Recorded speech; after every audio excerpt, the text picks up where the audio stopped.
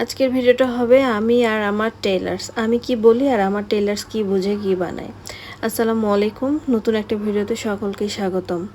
Office থেকে বের হয়ে গেছি টেলার্সের সাথে ঝগড়াঝাটি যুদ্ধ মারামারি করব দেখে। এবার এমন জামা বানাইছে আমি একটা জামা ঈদে পরতে পারিনি। 4টা জামার 4টারই অবস্থা খুবই খারাপ।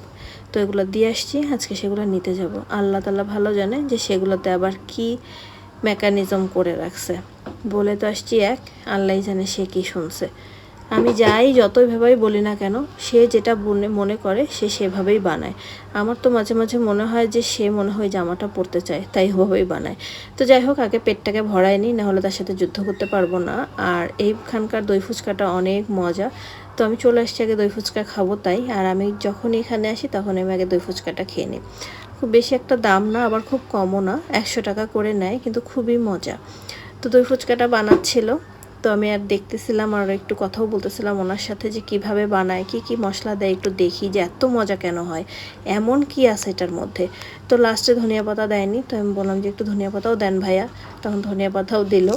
তো আমি এখানে মজা করেই খাচ্ছিলাম আর ভাবতেছিলাম আজকে টেইলার সাল্লার খবর আছে। তো আমি কি কি কথা বলি ওনার সাথে, দেখার জন্য পুরো ভিডিওটা দেখেন। ভিডিও শেষে বুঝতে পারবেন যে ওনাকে আমি কী বলি আর উনি আমাকে কী উত্তর দেয়। আর এখানে এই আন্টিটা উল্টা পাশে ঘুরে খাচ্ছিল।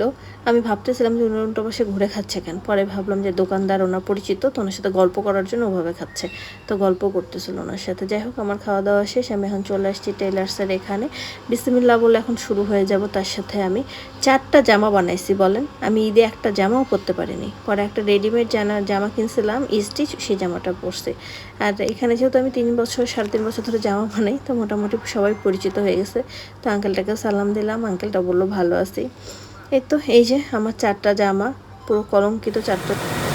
আপনি আমার জামা কাপড় নিয়ে যা শুরু করছেন। এই দেন, এখানেও সেম মাপ। এই যে 3টা সাইজে যে আপনার দেন কাপড় লাগানো আছে।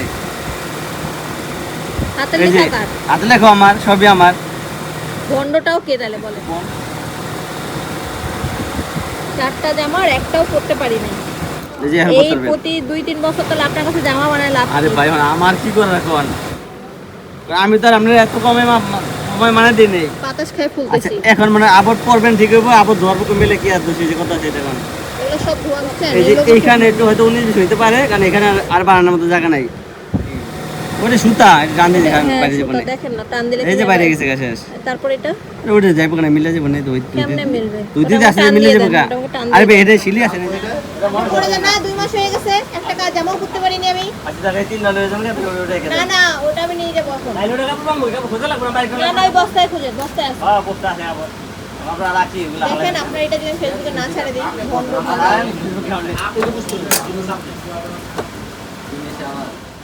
তো টেইলার্সের সাথে এক প্রকার যুদ্ধ করে আমি আমার জামাগুলো নিয়ে বের হয়ে আসি। তো এখানে বাসা যাওয়ার উদ্দেশ্যে। আর অনেক টায়ার্ড, অফিস করছি তো সব কিছু মিলায় আর ভাল লাগতেছে না, মনে হচ্ছে বাসায় গেলেই একটু বাঁচি।